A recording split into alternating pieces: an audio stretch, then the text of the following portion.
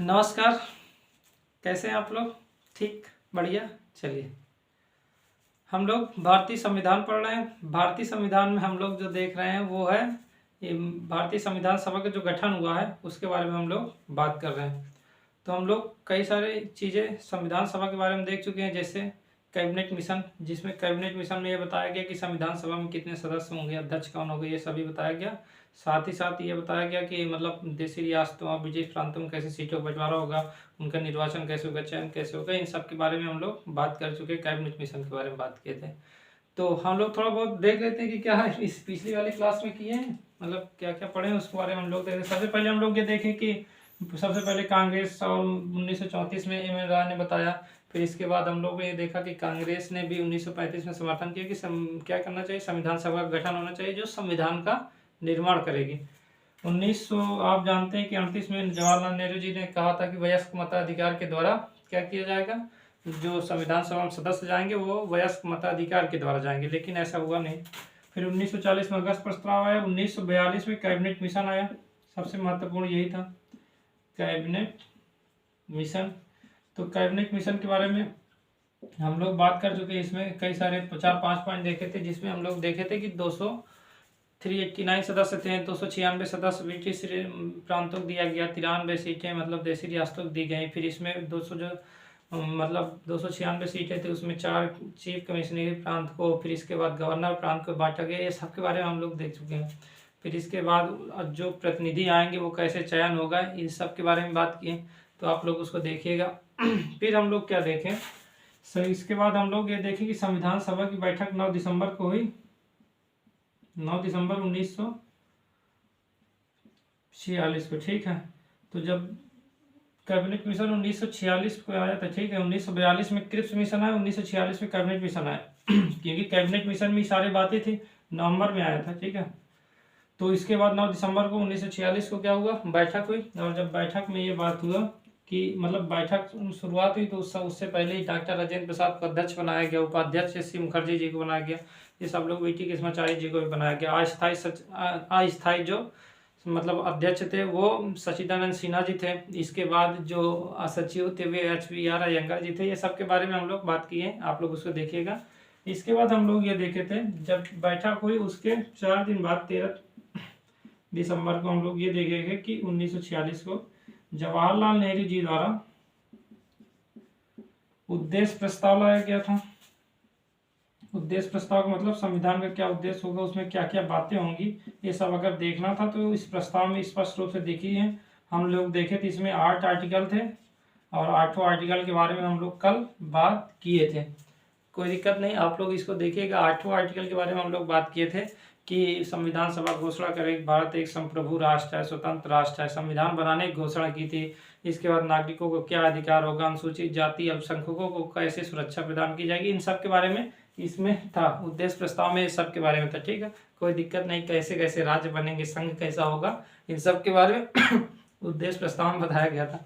आज हम लोग क्या देखेंगे, चूंकि आप देखिए 1947 को ये कब पारित हो गया था, उद्देश्य प्रस्ताव हो गया था 22 जनवरी को 1947।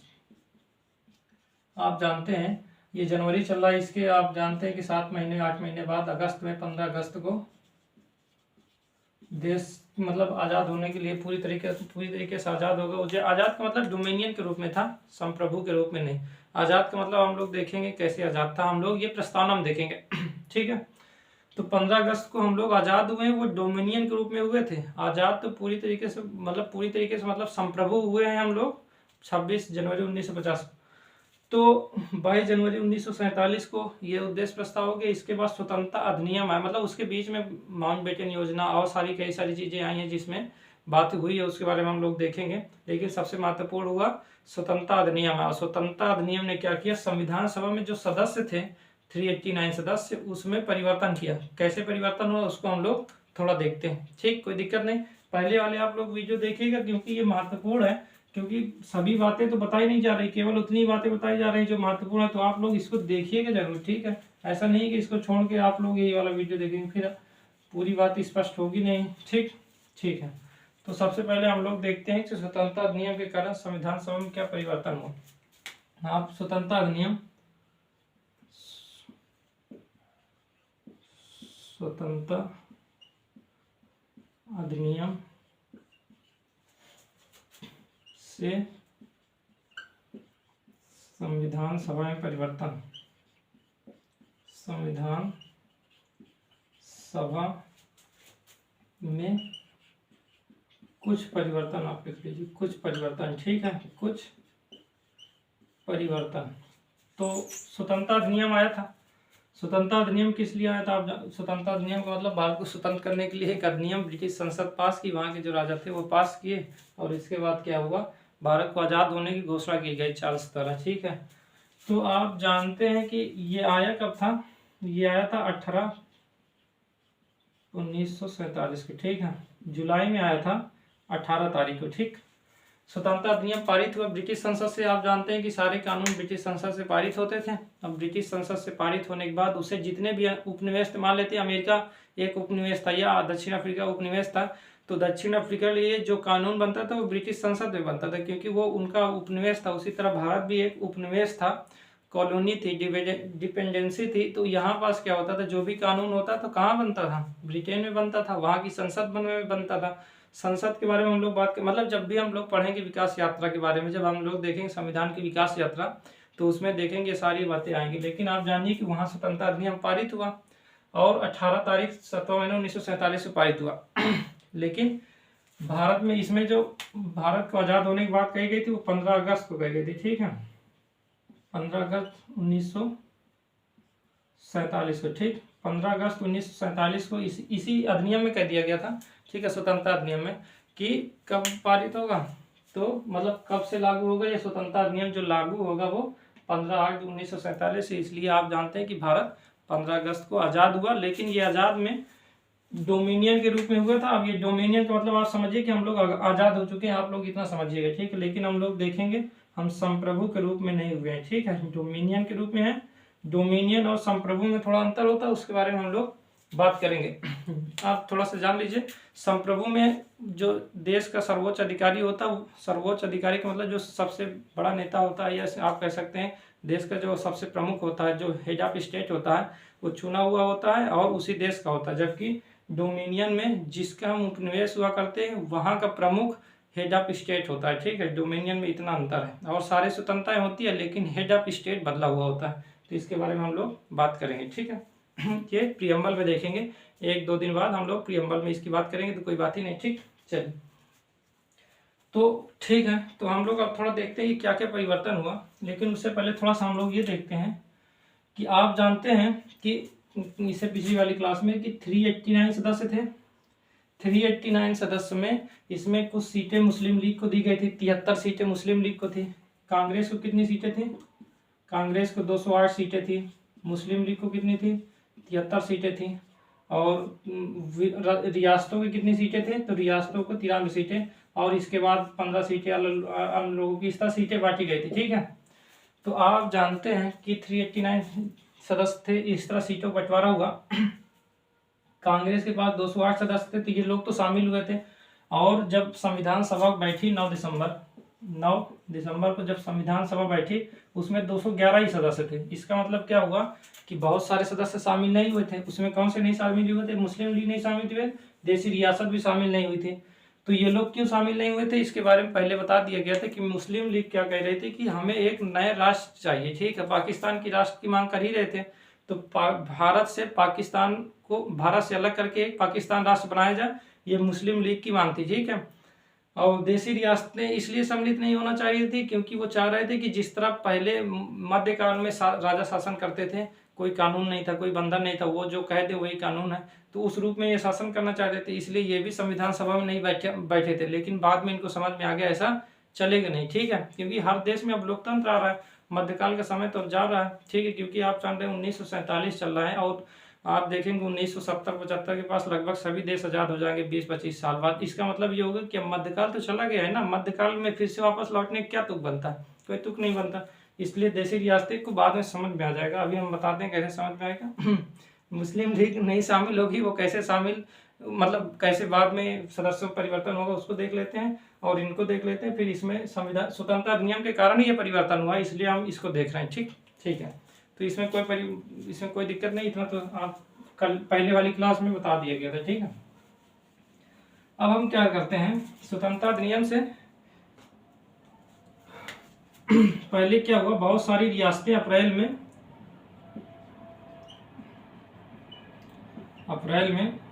आप 1947 की बात है कि कई सारी रियासतें क्या हो गई, संविधान सभा में शामिल हो गई। कई, अभी स्वतंत्रता अधिनियम नहीं आया था, इसको आप थोड़ा सा लिख लीजिए, कई सारी रियासतें शामिल हो गई थी। ठीक है,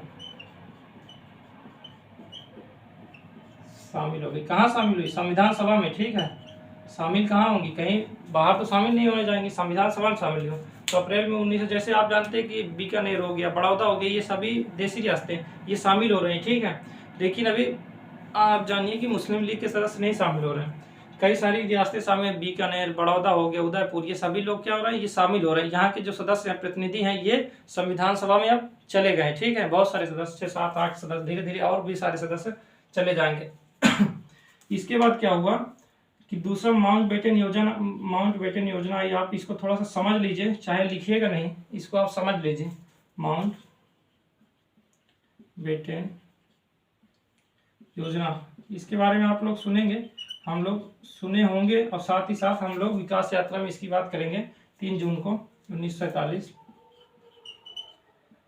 आप जानते हैं, क्या जानते हैं कि माउंटबेटन योजना आई थी, मुख्य रूप से ये बताने के लिए इसको सुन लीजिए कि माउंटबेटन योजना ये थी कि भारत से एक नया राष्ट्र पाकिस्तान बनेगा। इस बारे में माउंटबेटन योजना आई थी। माउंटबेटन उस समय के गवर्नर थे, गवर्नर जनरल थे, वायसराय थे। ठीक है, तो मतलब ये योजना आई कि ठीक है, भारत से कुछ राज्य, मतलब कुछ छोटा सा भाग अलग करके पाकिस्तान एक राष्ट्र बनाया जाएगा। वो कौन कौन से राज्य होंगे उसके बारे में बात हुई थी कि इधर वाले क्षेत्र कहाँ के होंगे, और इधर जो आज बांग्लादेश है, ये वाला क्षेत्र पाकिस्तान में सम्मिलित होगा, उसके बारे में सारी बात हो गई थी, इसी में बता दिया गया था। ठीक है, माउंटबेटन योजना में ही ये सारी बातें हो गई कि कौन कौन सा क्षेत्र शामिल होगा पाकिस्तान में, इस सब के बारे में बता दिया गया था। तो माउंटबेटन योजना मुख्य रूप से क्या था, पाकिस्तान के निर्माण की बात को क्या हुआ, मान लिया गया था। इसमें भारत के सदस्य भी, जो भी मतलब गोविंद वल्लभ पंत लोग, ये सभी लोग क्या हो गए थे, ये सब लोग मान चुके थे। ठीक है, तो अब ये बताइए, ये सब लोग जब मान चुके हैं तो अब मुस्लिम लीग को कोई दिक्कत होगी नहीं, क्योंकि अब मुस्लिम लीग तो जितने भी मतलब जो भी क्षेत्र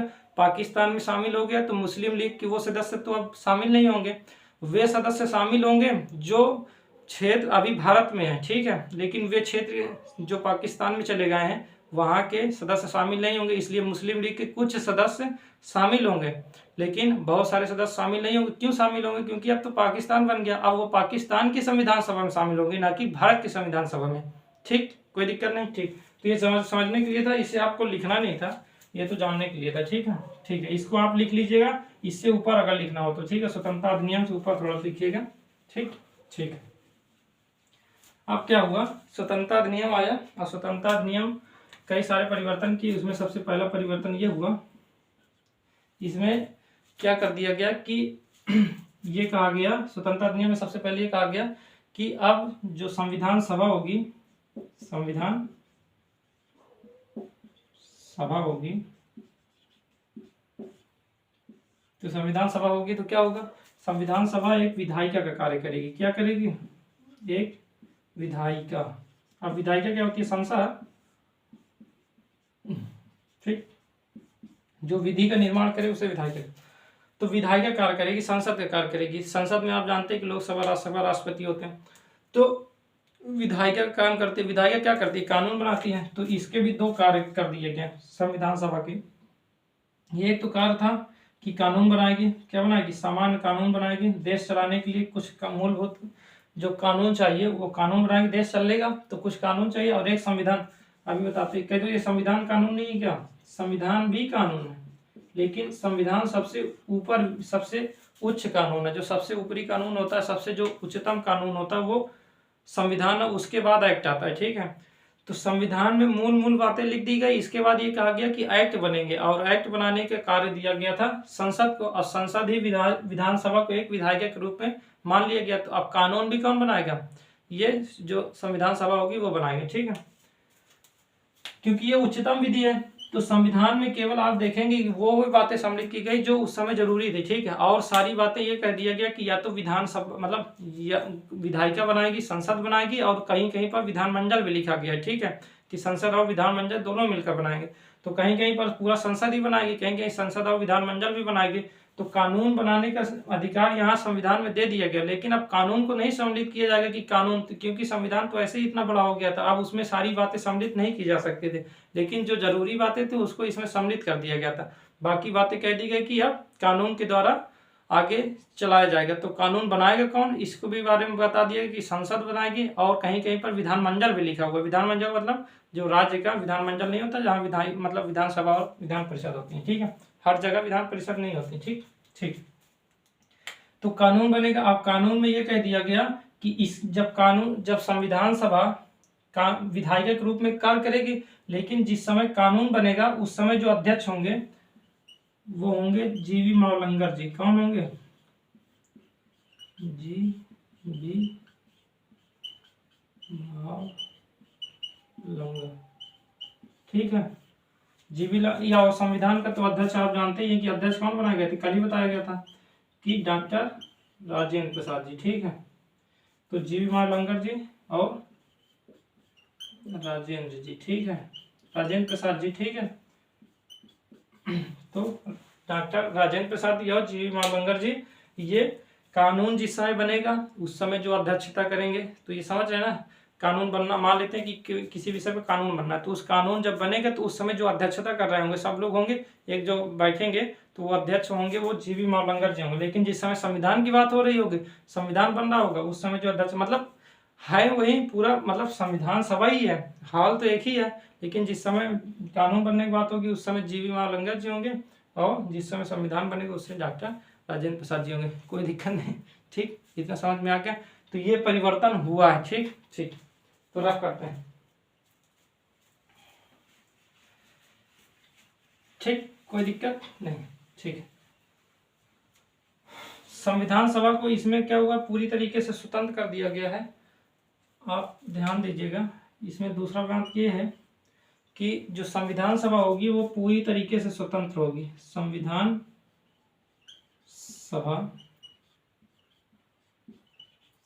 सभा पूरी तरीके से स्वतंत्र होगी का मतलब संप्रभु होगी। मैं कह सकता हूँ संविधान सभा संप्रभु होगी, ठीक है। संप्रभु का मतलब आप समझ लीजिए, सोवरेन होगी। इसका मतलब क्या होता है, ये मतलब अभी प्रियम्बल में भी आएगा, थोड़ा सा आप जान लीजिएगा, हम पूरी बात वहीं करेंगे, ठीक है। संप्रभु का मतलब संविधान सभा संप्रभु होगी है। इसमें कहा गया बहुत स्वतंत्रता अधिनियम में बहुत सारी बातें कही गई, अभी बता रहे हैं क्या कही गई, लेकिन थोड़ा जो परिवर्तन है उसको देख लें। संविधान सभा संप्रभु होगी का मतलब ये होगा कि संविधान सभा कोई भी निर्णय ले सकती है बिना किसी हस्तक्षेप के, बिना किसी दबाव के, ठीक है। इतना समझिएगा, मोटा मोटा आप इतना समझिएगा, हम लोग प्रियम्बल जाएंगे तो वहाँ पूरी तरीके से समझेंगे। संप्रभु का मतलब क्या समझें कि संविधान सभा पूरी तरीके से स्वतंत्र है, कोई भी निर्णय बिना किसी हस्तक्षेप, बिना किसी दबाव के ले सकती है। ऐसा नहीं कि कोई दबाव रखेगा कि ये निर्णय लेना है, ये ऐसा नहीं होगा। संविधान सभा पूरी तरीके से स्वतंत्र है। यहाँ तक कि अगर संविधान सभा को यहाँ तक भी स्वतंत्रता दी गई है कि वो चाहेगी तो ये स्वतंत्रता अधिनियम को भी खारिज कर सकती है, ठीक है। अगर चाहेगी कि स्वतंत्रता अधिनियम मतलब नहीं होना चाहिए तो वो स्वतंत्रता अधिनियम को भी खारिज कर लेगी। फिर से अंग्रेज अगर चाहेंगे, ब्रिटेन चाहेंगे तो वो फिर शासन कर सकती है। इतना अधिकार दे दिया गया कि संविधान सभा स्वतंत्रता अधिनियम को भी खारिज कर सकती है, जिसके कारण स्वतंत्रता मिल रही है, ठीक है। तो इतनी स्वतंत्रता दे दी गई है, ठीक है। तो इसको आप लिख लीजिए दूसरा पॉइंट, ठीक ठीक। तीसरा क्या है, तीसरे में कहा गया कि चूंकि मुस्लिम लीग को जो सीटें मिली थी, मुस्लिम लीग को आप जानते हैं, अभी पहले बता दिया कि मुस्लिम लीग को 73 सीटें मिली थी, 73 सीटें मिली थी मुस्लिम लीग को। तो मुस्लिम लीग को जो 73 सीटें मिली थी, चूंकि पाकिस्तान बनने के लिए कह दिया गया है, पाकिस्तान आप जानते हैं 14 अगस्त को अलग होगा। तो जब पाकिस्तान बनेगा तो वहाँ संविधान सभा होगी, तो जो मुस्लिम लीग के जो वो वाला क्षेत्र होगा जो पाकिस्तान में चला गया, तो मुस्लिम लीग के वो सदस्य अब वहाँ की संविधान सभा में शामिल होंगे, ना कि यहाँ के, ठीक है। वे सदस्य जो इसमें, वे क्षेत्र जो मुस्लिम लीग के, वे क्षेत्र जो इसमें मतलब भारत में बचे हुए हैं, वे सदस्य शामिल हो जाएंगे। क्योंकि पूरा क्षेत्र मुस्लिम लीग तो हर जगह है ना, जरूरी मतलब आप क्या मेरठ में मुस्लिम नहीं थे, दिल्ली में नहीं थे कि कहीं नहीं थे, तो क्या ऐसा है क्या कि कुछ क्षेत्र विशेष में ही रहते थे? ऐसा तो नहीं, पूरे भारत में रहते थे। तो सभी लोग तो नहीं गए ना, तो बहुत सारे मुस्लिम लीग के वो सदस्य इसमें शामिल होंगे। ठीक है, ठीक है, क्योंकि क्षेत्र और भी बहुत सारा था मुस्लिम, मतलब मुस्लिमों का। केवल जो बांग्लादेश और पाकिस्तान बना, केवल यहीं नहीं रहते थे मुस्लिम। मुस्लिम तो बहुत सारी जगह पर रहते थे, जिस तरह सभी लोग रहते थे उस तरह वो भी पूरी जगह पर रहते थे। ठीक है, तो ये हुआ कि इससे क्या हुआ, संविधान सभा के सदस्यों की संख्या बदल गई। ठीक है, संविधान सभा के सदस्य अब 389 से 299 ही बचे। ठीक है,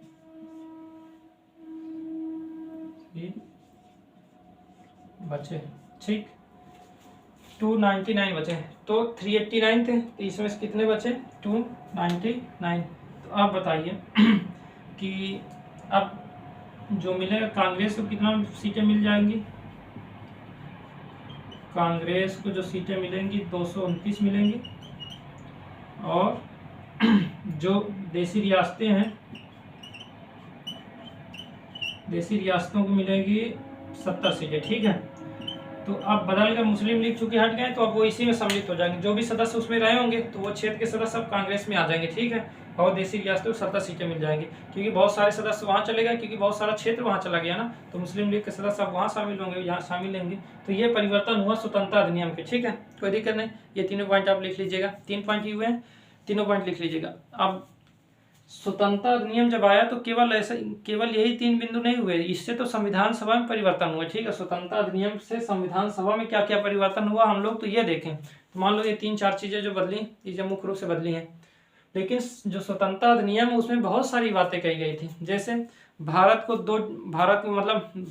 जो है डिवाइड करके पाकिस्तान और भारत को बनाना था।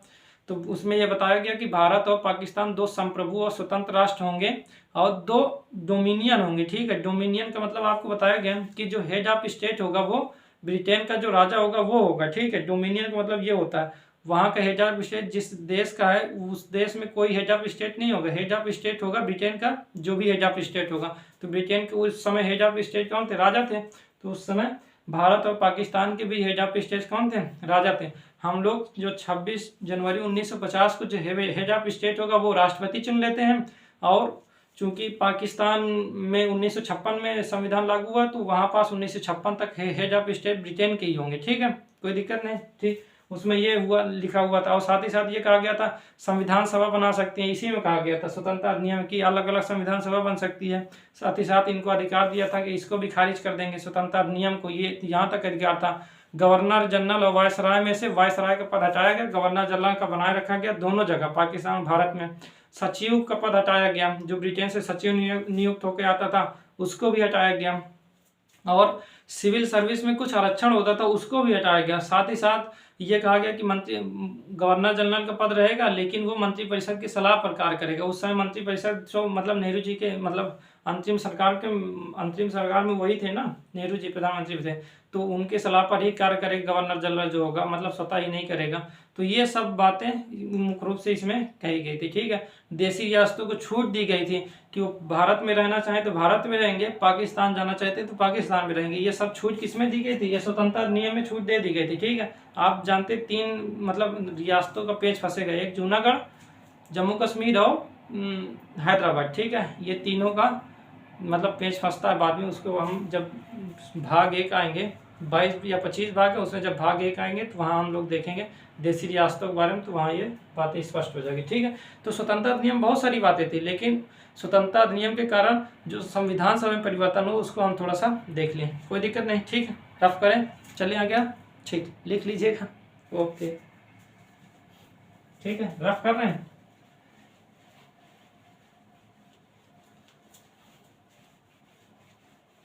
तो अब हम थोड़ा सा देखते हैं कि देखिए, जो आप जानते हैं कि 26 नवंबर और 26 जनवरी 2 डेट सुनते होंगे संविधान सभा के, संविधान लागू होने, तो उसको हम लोग देख लेते हैं। आप लोग क्या है, कुछ पॉइंट लिखना है नोट में। उसमें आप जानते हैं कि 26 नवंबर 1949 और 26 जनवरी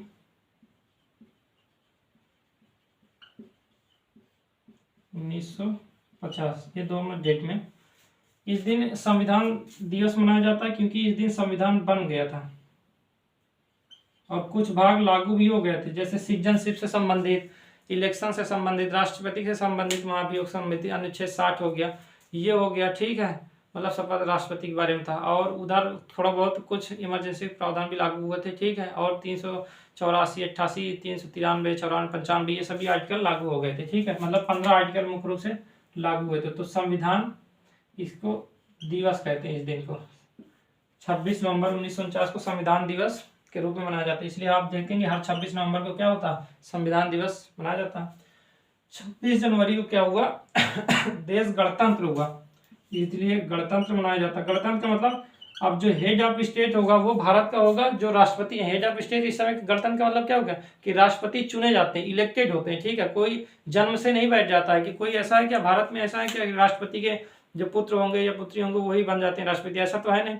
उसको इलेक्टेड होते हैं ना, अप्रत्यक्ष रूप से ही होते हैं लेकिन इलेक्टेड होते हैं, तो उसे गणतंत्र कहा जाता है। गणतंत्र के बारे में हम अच्छे से प्रियम्बल में ही सब सारी बात देखेंगे। यहाँ पास आप थोड़ा सामान्य रूप से देख लीजिए, प्रियम्बल में ये सारी बातें आएंगी। 2-3 दिन के बाद ये सभी संविधान दिवस, गणतंत्र दिवस, जो संप्रभुता अभी आया, ये सब के बारे में हम लोग वहीं देखेंगे, क्योंकि ये सब प्रियम्बल में दिया हुआ है दिवस, ठीक है। गणतंत्र दिवस मनाया जाता है, ठीक ठीक है। इस दिन आप जानते हैं राष्ट्रपति इलेक्टेड हुए थे, कौन है, डॉक्टर राजेंद्र प्रसाद जी, इस दिन बनाए गए थे। आप जानते हैं 22 जुलाई को, 22 जुलाई आप पहले लिख लीजिए, 24 जनवरी 1950, ठीक है। इस दिन क्या हुआ था, राष्ट्रीय गीत को अपनाया गया था, ठीक है, राष्ट्रीय गीत को अपनाया गया था। और 24 जनवरी 1950 को राष्ट्रीय गान अपनाया गया था, ठीक है, राष्ट्रगान, ठीक। ये लिखते जाइएगा आप लोग। और एक 22 जुलाई 1900, ठीक है, 22 जुलाई 1943 को क्या किया गया था,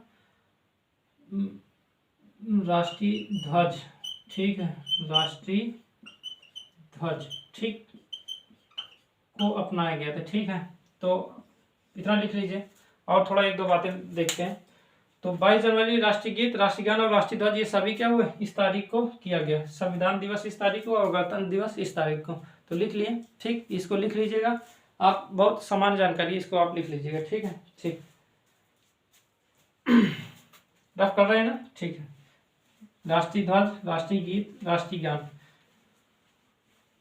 24 जनवरी को ही भारत के जो राष्ट्रपति बनाए गए वो डॉक्टर राजेंद्र प्रसाद को बनाया गया 24 जनवरी को। आप इस यहाँ 2 लिखे थे, उसमें ये भी लिख लीजिएगा, 24 जनवरी को ही जो राष्ट्रपति बने थे वो डॉक्टर राजेंद्र प्रसाद। लेकिन मतलब जो गणतंत्र दिवस में वो उस दिन इलेक्टेड होकर, मतलब सभी लोग मिलकर ये किए थे, ऐसा नहीं कि कुछ लोग कह दिए कि नहीं ये राष्ट्रपति बनेंगे, वो तो इलेक्शन होता है ना, इलेक्शन की बात होता है, ठीक।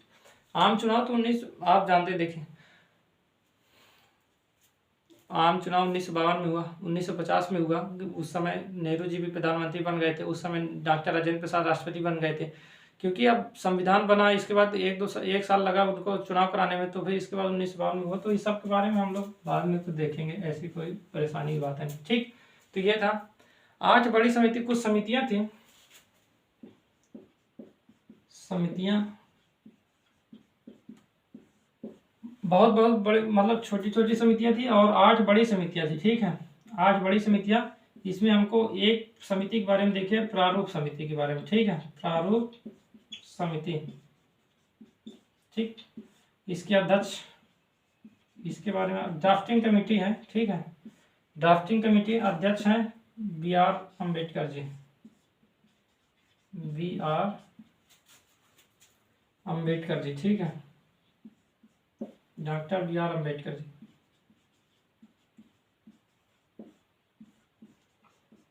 ठीक, कोई दिक्कत नहीं। 8 बड़ी समितियां, जैसे इसमें प्रांतीय समिति थी, प्रांतीय संविधान समिति थी, संघीय संविधान समिति थी, मूल अधिकार और अल्पसंख्यकों से संबंधित समिति थी, प्रक्रिया नियम समिति थी, राज्यों से समझौता समिति थी, ठीक है, संचालन समिति थी। तो ये सभी 8 प्रकार की समितियां थी। इसके अलग अलग अध्यक्ष थे, जैसे इसके प्रारूप समिति के doctor B are Ambedkar ji थे। प्रांतीय संविधान समिति के आप जानते हैं कि सरदार वल्लभ भाई पटेल जी थे। और जो संघीय संविधान समिति थी उसमें जवाहरलाल नेहरू जी थे, ठीक है। प्रक्रिया नियम समिति डॉक्टर राजेंद्र प्रसाद जी थे। राज्यों से समझौता समिति, इसमें जवाहरलाल नेहरू जी थे। संचालन समिति इसी तरह थी। और आप जानते हैं कि जो मूल अधिकारों से संबंधित, अल्पसंख्यकों से संबंधित थी, मतलब मूल अधिकारों, अनुसूचित जातियों से संबंधित जो समिति बनाई गई थी, उसके प्रमुख जो थे वो सरदार पटेल जी थे। और मूल अधिकारों से संबंधित उप समिति थी, उसके अध्यक्ष जो थे जेपी कृपलानी जी थे। इसी तरह अनुसूचित जाति से था, इसमें मतलब कई सारी उप समितियां भी थी, क्योंकि ये बड़ी समिति थी। मूल अधिकारों से लेकर उसमें अनुसूचित जाति भी थे, अनुसूचित जनजाति भी थे, इन सभी चीज अल्पसंख्यकों से संबंधित समिति, ये सभी सारी समितियां एक बड़ी समिति थी। इसके अध्यक्ष हो गए थे सरदार पटेल जी। और इसमें छोटी छोटी उप समितियां बनाई गई थी जो अलग अलग सदस्य थे। तो हम लोग को सबको नहीं देखना है, हम लोग को केवल और देखना है प्रारूप समिति के बारे में, ठीक है। तो प्रारूप समिति के बारे में हम लोग देखेंगे कैसे कैसे ड्राफ्टिंग हुआ, इसके बारे में हम लोग कल देखेंगे। इसके बारे में हम लोग कल देख लेते हैं प्रारूप समिति, और फिर इसके बाद हम लोग संविधान सभा को पूरी तरीके से समाप्त करेंगे, फिर प्रियम्बल में आएंगे, ठीक है। तो आज की बातें आपको स्पष्ट रूप से समझ में आ गई, ठीक, एकदम बढ़िया से। चलिए हम लोग मिलेंगे कल, और कल देखेंगे प्रारूप समिति, प्रारूप समिति के गठन, अध्यक्ष, 7 सदस्य थे इसमें, तो उन सब के बारे में हम लोग देखेंगे। और इसके बाद फिर संविधान जैसे बन जाएगा और कैसे कैसे बना, फिर प्रियम्बल कैसे आया, फिर इसके बाद हम लोग प्रियम्बल शुरू कर देंगे, फिर भाग 1 भाग 2 इस तरह आगे बढ़ते जाएंगे, ठीक, कोई दिक्कत नहीं, देख लीजिएगा, ठीक है। अगर जो भी कन्फ्यूजन हो तो आप लोग कमेंट कर दीजिएगा, हम लोग फिर से देख लेंगे, ठीक। इसके बाद हम लोग उसको बात कर लेंगे, मतलब कोई भी दिक्कत होगी तो, ठीक है। चलिए, तो बता दीजिएगा लेकिन कैसा लगा, आप लोग ये बता दीजिएगा, ठीक। ओके, ठीक, बाद में मिलते हैं, कल मिलते हैं, मतलब ओके।